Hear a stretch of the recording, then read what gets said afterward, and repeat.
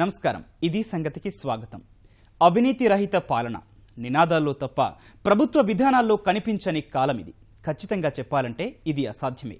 కానీ మోదీ ప్రభుత్వం మచ్చలేని పాలన ఎలా ఉంటుందో ఆధునిక భారతావని ముందు ఆవిష్కరించింది. నిరంతరం విమర్శలు చేసే ప్రతిపక్షాలు కూడా ఒక్క నిర్దిష్ట ఆరోపణ కూడా చేయలేకపోయాయి. కేంద్ర మంత్రివర్గం, అధికార వర్గంలో ఎక్కడా అవినీతి మచ్చ వెతికి చూసినా కనిపించదు. ప్రభుత్వం ప్రవేశపెట్టిన ప్రతి సంక్షేమ పథకంలో అవినీతికి తావులేని కట్టుదిట్టమైన ప్రణాళిక కనిపిస్తుంది.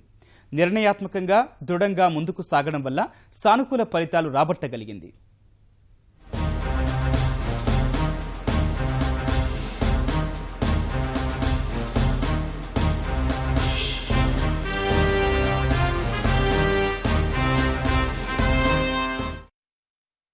రెండేళ్ల పాలనతో ప్రభుత్వంపై పూర్తి పట్టు సాధించిన మోదీ రాబోయే మూడేళ్ల కాలానికి తగ్గట్టుగానే ప్రణాళికలు రూపొందించుకున్నారు. ఎజెండాను రూపొందించడం, అమలులో జవాబుదారీతనం కోరడం, అవి జరగకపోతే తనదైన శైలిలో ముందుకు సాగేలా చెయ్యడం మోదీ మార్కు పాలనా విధానం.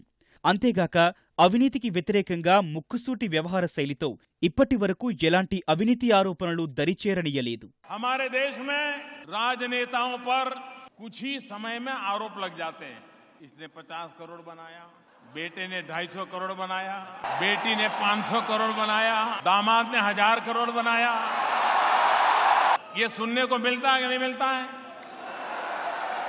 ये सुन करके कान पक गए कि नहीं पक गए? मेरे देशवासियों, मैं आज आपके बीच में खड़ा हूं. है कोई आरोप मुझ पे?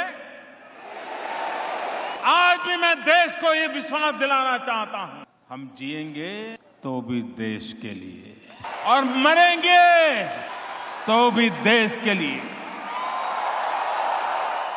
జీవితంలోని ప్రతి దశలోనూ అవినీతి ఓ భాగంలా మారిపోయిందన్న మోదీ, అవినీతి క్యాన్సర్ కన్నా భయంకరమైన రోగం లాంటిదంటారు.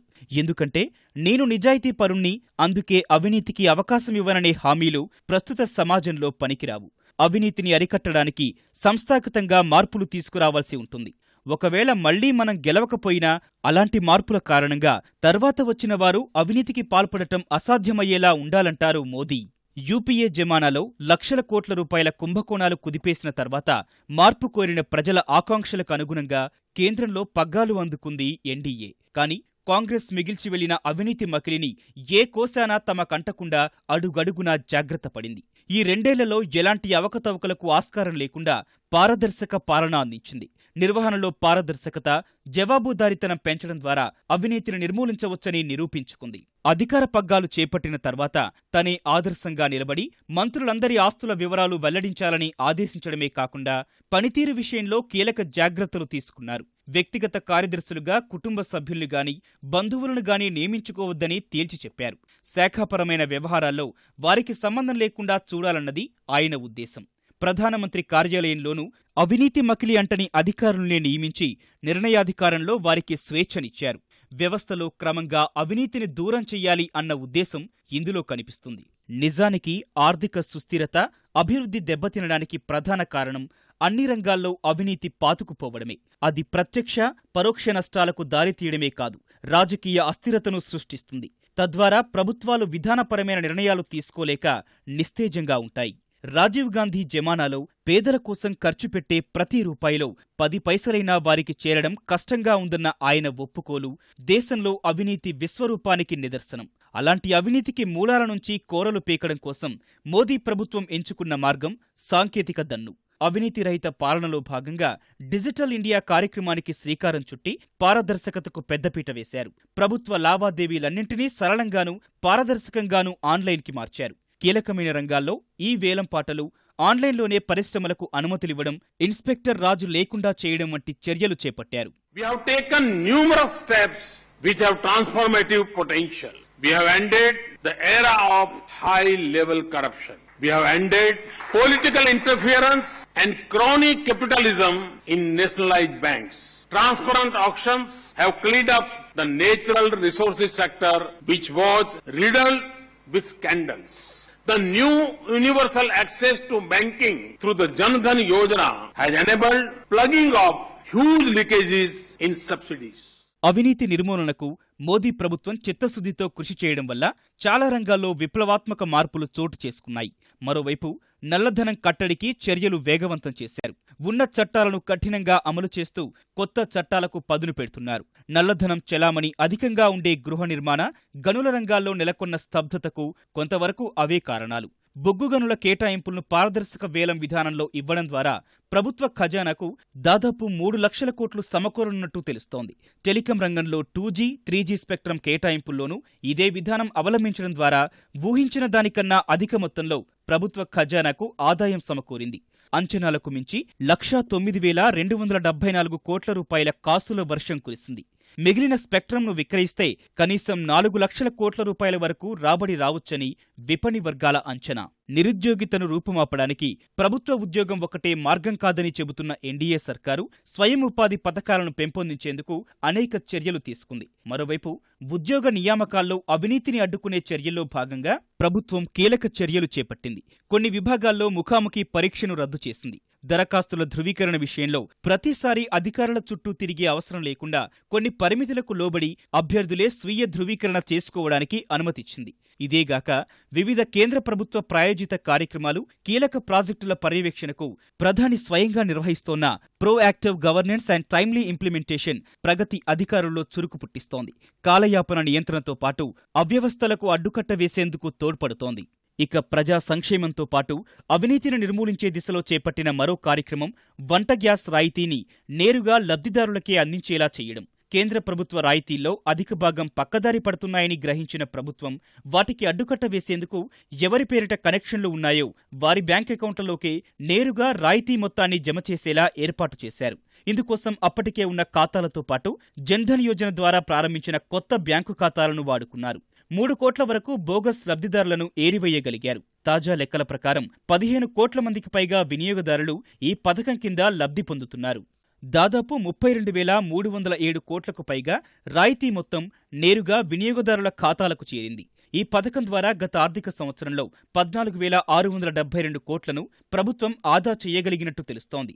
ఆధార్ అనుసంధానం ద్వారా కొన్ని వేల కోట్ల రూపాయల మేర లీకేజీలను అరికట్టగలిగారు. అందుకు సంబంధించి భవిష్యత్తులో న్యాయపరమైన సమస్యలు తలెత్తకుండా ఆధార్కు చట్టబద్ధత కల్పించారు. దేశవ్యాప్తంగా ఇప్పటి వరకు 98 కోట్ల మందికి ఆధార్ సంఖ్యను అందించారు. అభివృద్ధి కుంటుపడితే అవినీతి పెచ్చుమీరుతుంది. అందుకే 2 ఏళ్లుగా ఆర్థిక వ్యవస్థకు జవసత్వాలు సమకూర్చి అభివృద్ధి రేటును అంచనాలకు మించి పెంచడానికి కృషి చేస్తోంది మోదీ సర్కారు. వాటి ఫలితంగా ప్రపంచంలోనే అత్యంత వేగంగా పురోగమిస్తున్న దేశంగా రానున్న 5 ఏళ్లలో భారత అభివృద్ధి రేటు 7% పైనే ఉంటుందని అంచనా. భారత్లో యువశక్తిని ఉద్యోగార్థులుగా కాకుండా ఉపాధి సృష్టికర్తలుగా మారిస్తే అనుకున్న లక్ష్యాన్ని చేరుకోవడంలో పెద్ద అవరోధాలు ఎదురుకావు. ఈ సమయంలోనే మోదీ సర్కారు ముందు అనేక సవాళ్లు ఎదురుగా కనిపిస్తున్నాయి. ప్రజా సంక్షేమమే లక్ష్యంగా మోదీ ప్రభుత్వం చేపట్టిన పథకాలు చూపిస్తున్న ఫలితాలతో దేశ్ ఆగే బఢ్ రహా హై నినాదంతో పురోగతి దిశగా అడుగులు వేస్తోంది. సదుద్దేశంతో చేపట్టే ఎలాంటి పనైనా విజయం సాధిస్తుందని చెప్పడానికి ఇదో ఉదాహరణ. అనుభవాల నుంచి నేర్చుకున్న పాఠాలతో వైఫల్యాలను అనుకూలంగా మార్చుకొని సంక్షేమ ఫలాలను పేదవాడికి అందించడమే లక్ష్యంగా ముందుకు సాగుతోంది మోదీ సర్కారు. అభివృద్ధి, సంపదలను సమాజంలోని చిట్టచివరి మెట్టు వరకు తీసుకెళ్లడమే లక్ష్యంగా పెట్టుకున్న మోదీ ప్రభుత్వం 2 ఏళ్ల ప్రస్థానం ఏ విధంగా సాగింది? రాబోయే 3 ఏళ్లు ఎలా సాగనుంది?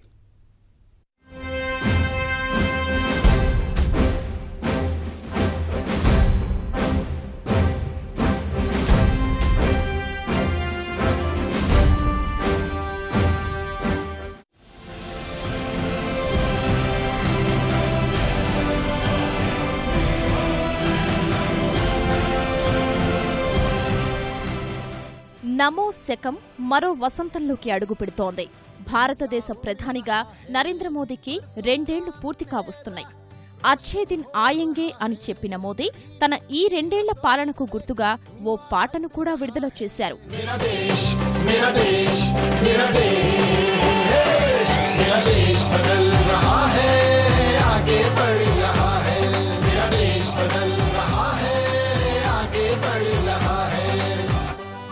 మేరా దేశ్ బదల్ రహా ఆగే బఢ్ రహా హై అంటున్న ఈ మాటలకర్థం దేశం మారుతోంది, పురోగతిని సాధిస్తోంది అని.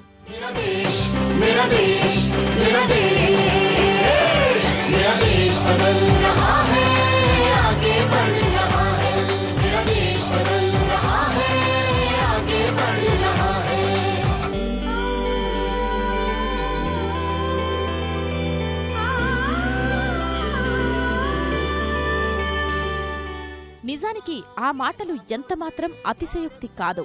ఈ 2 ఏళ్ల కాలంలో పాలనాపరమైన అంశాలతో పాటు దేశ రాజకీయాలపైన తనదైన ముద్ర వేశారు మోదీ.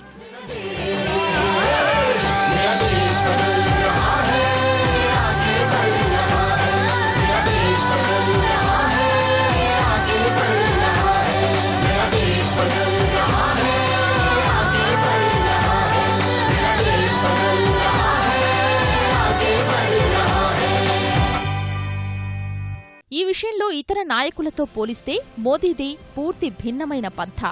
125 కోట్ల భారతీయుల ఆకాంక్షలు నెరవేర్చడం అంత సులువు కాదని తెలుసు. కాకపోతే అందుకోసం ముందు ఓ అడుగైనా వేద్దామన్న తపన మాత్రం ఈ 2 ఏళ్లలో స్పష్టంగా కనిపిస్తోంది. సాధారణంగా చాలా మంది పాలకులు ప్రకటించిన పథకం తక్షణం అమలు జరిగిపోవాలనే తొందరపాటులో ఉంటారు. కానీ మోదీ అలా కాదు. ప్రజలకిచ్చిన వాగ్దానాల్లో ఏదీ మరచిపోకూడదన్నది ఆయన సిద్ధాంతం.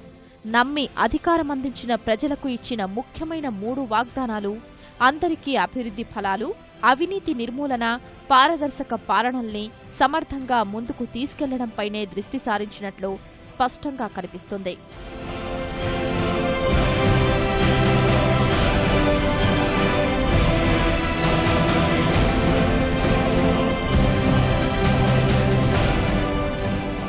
వాస్తవానికి మోదీ పాలనపై ఎవరి అభిప్రాయాలు వారికుండొచ్చు.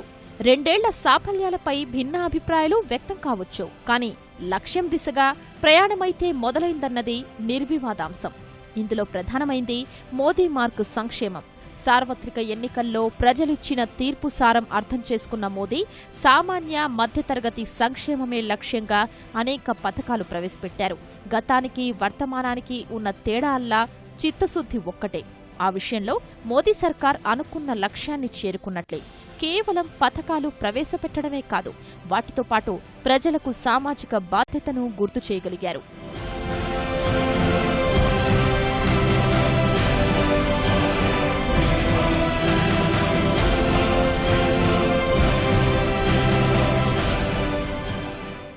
సంక్షేమ ఫలాలు అర్హులకు అందేలా చర్యలు.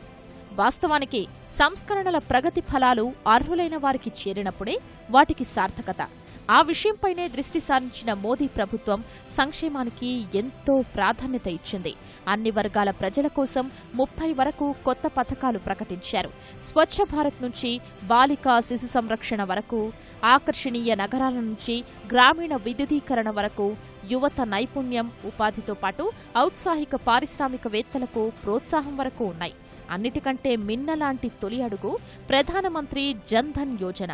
ఎన్ని పథకాలు చేపట్టినా అర్హులకు చెందాల్సిన రాయితీల ఫలాలు నేరుగా వారికే అందాలన్నది ప్రభుత్వ ఉద్దేశ్యం. మధ్యవర్తులు లేకుండా మరి అవి నేరుగా అందించే మార్గం బ్యాంకులు. కానీ దేశంలో సగం జనాభాకు బ్యాంకు ఖాతాలు లేకపోవడం గుర్తించి వారి కోసం జన్ ధన్ యోజన తెచ్చారు.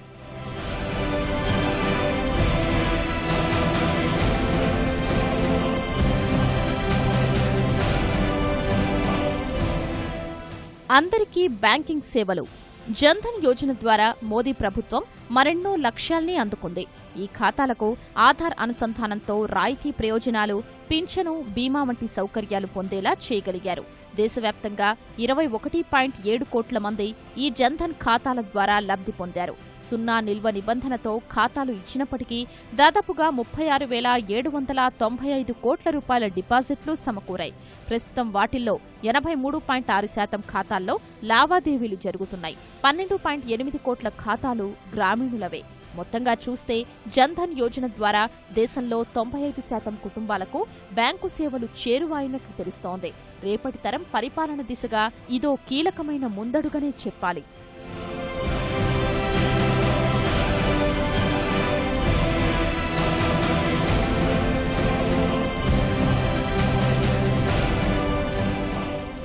స్వయం కృషికి చేయూత, సంస్థాగత రుణాలు.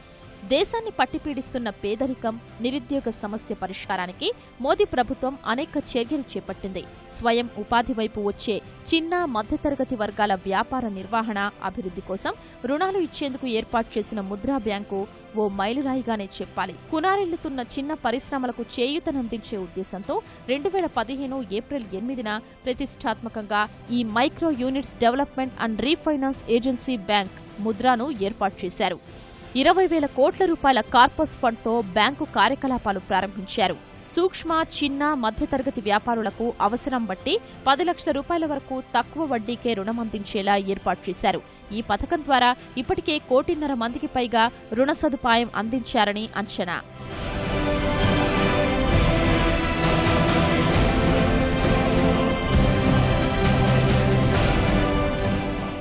అసంఘటిత రంగానికి సామాజిక భద్రత.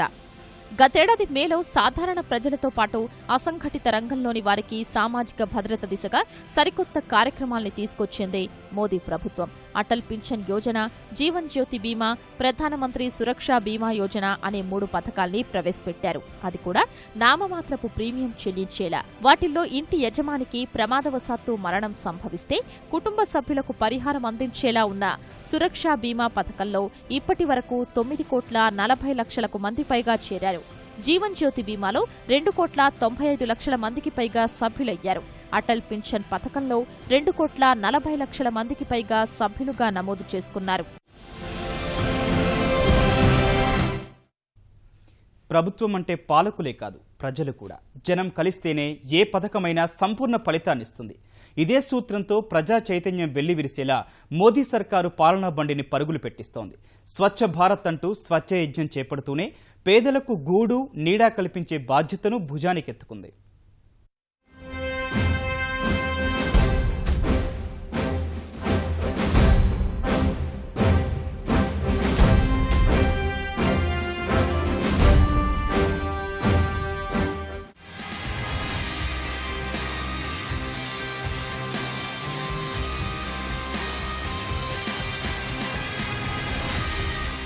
స్థిరమైన అభివృద్ధి కోసం గట్టి పారిశ్రామిక పునాది అవసరమని గ్రహించిన మోదీ సర్కార్ బాధ్యతలు చేపట్టిన తొలి నెలలోనే భారత్లో తయారీ మేక్ ఇన్ ఇండియా కార్యక్రమానికి శ్రీకారం చుట్టింది.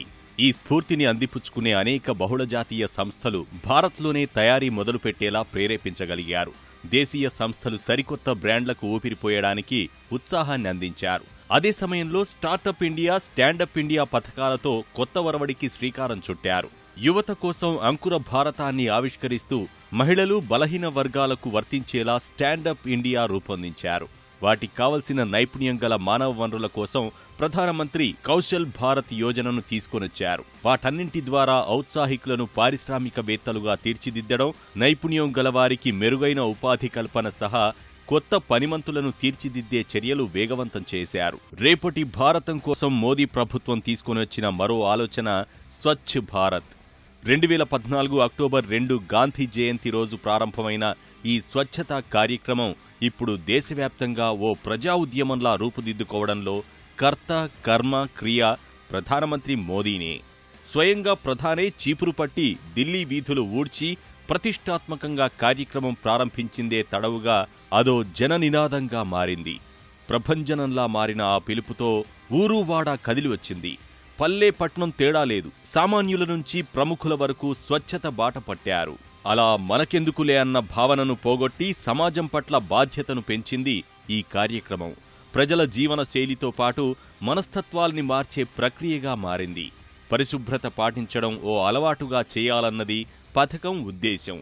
స్వచ్ఛ భారత్ లక్ష్యం కేవలం పరిశుభ్రతే కాదు, అనేక అనుబంధ విషయాల్లోనూ మార్పు తీసుకొని రావడమే. ప్రజారోగ్యం మెరుగు, పర్యాటక అభివృద్ధి, వ్యర్థాల సమర్థ నిర్వహణ మరిన్నింటిపైన ఈ కార్యక్రమం దృష్టి పెట్టింది. వ్యర్థాల నిర్వహణతో సంపాదన మార్గాన్ని సృష్టించడమే కాక పారిశుధ్య రంగంలో లక్షలాది మందికి ఉపాధి కల్పిస్తుంది. ప్రపంచవ్యాప్తంగా మన దేశానికి ప్రత్యేక గుర్తింపు లభించేలా చేయడం స్వచ్ఛ భారత్కే సాధ్యం అనేది కూడా అనేక మంది అభిప్రాయం.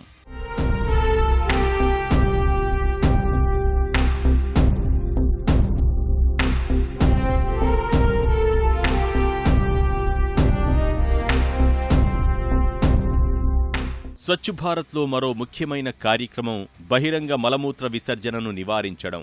ఇందులో భాగంగా ఇప్పటివరకు 1,90,00,000కు పైగా మరుగుదొడ్ల నిర్మాణం పూర్తయింది. 2 ఏళ్లలోనే లక్ష్యంలో 33% పూర్తి చేశారు. దేశంలోని 2,61,000 పాఠశాలల్లో 4 లక్షలకు పైగా మరుగుదొడ్లు నిర్మించారు. స్వచ్ఛ విద్యాలయ్, స్వచ్ఛ వైద్యాలయం తరహా ప్రచారాలతో ఎక్కడికక్కడ చెత్త అన్న మాట వినిపించకుండా చర్యలు చేపట్టారు. వాటన్నింటి ద్వారా 2019 నాటికి వచ్చే మహాత్ముడి 150వ జయంతికి మనం ఇచ్చే అపురూపమైన కానుక ఏదైనా ఉందంటే అది పరిశుభ్రమైన భారతావనేనని మోదీ చెప్పిన మాటలు అక్షర సత్యాలు. కాకపోతే ఇది ప్రజా సంక్షేమంలో భాగమే అని గుర్తించింది చాలా తక్కువ మంది అని చెప్పాలి. పేదలకు నిలువ నీడ.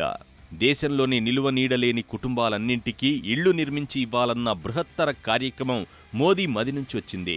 ఈ లక్ష్యాన్ని కూడా 2022 నాటికి పూర్తి చేయాలన్నది ప్రభుత్వ సంకల్పం. అంటే స్వాతంత్ర్యం పొందిన 75 ఏళ్లకు దేశంలో ఇల్లు లేని కుటుంబం ఉండకూడదన్నది మోదీ సర్కార్ లక్ష్యం. ఇందులో భాగంగా రాష్ట్ర ప్రభుత్వాలు చేపట్టిన గృహ నిర్మాణ పథకాలకు కేంద్రం ఆర్థిక సాయం ఇస్తుంది. అందులో భాగంగా ఇప్పటికే ఆంధ్రప్రదేశ్, తెలంగాణ, తమిళనాడు, గుజరాత్, రాజస్థాన్లో 2 లక్షలకు పైగా ఇళ్ల నిర్మాణానికి పచ్చజెండా ఊపింది. దేశవ్యాప్తంగా ఇప్పటికీ విద్యుత్ సౌకర్యానికి నోచుకొని 18,000కు పైగా గ్రామాల్లో కాంతుల కోసం మోదీ ప్రభుత్వం ప్రారంభించిన మరో కార్యక్రమం పండిత్ దీన్ దయాళ్ గ్రామజ్యోతి కార్యక్రమం. 1000 రోజుల్లో అన్ని పల్లెసీమలకు విద్యుత్ అందించే లక్ష్యంతో ఈ బృహత్తర పథకాన్ని ప్రారంభించారు. వారానికి కనీసం 200 గ్రామాలకు విద్యుత్ అందించేలా ప్రణాళికలు రూపొందించుకొని శరవేగంగా పనులు చేస్తున్నారు.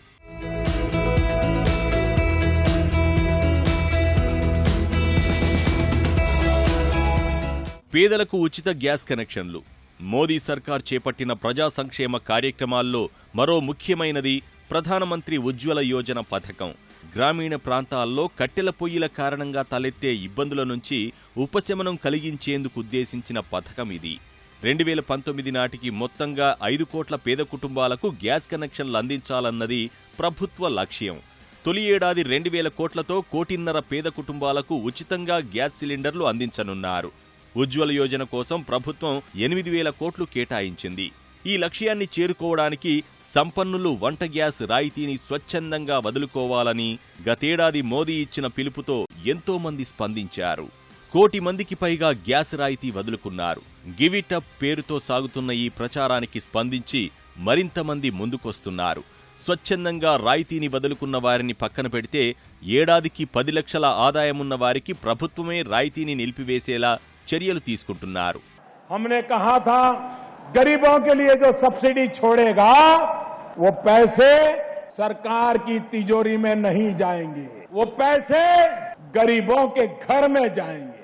1 साल में यह ऐतिहासिक रिकॉर्ड है भाइयों. 1955 से रसोई गैस देने का काम चल रहा है. इतने सालों में 13 करोड़ परिवारों को रसोई गैस मिला.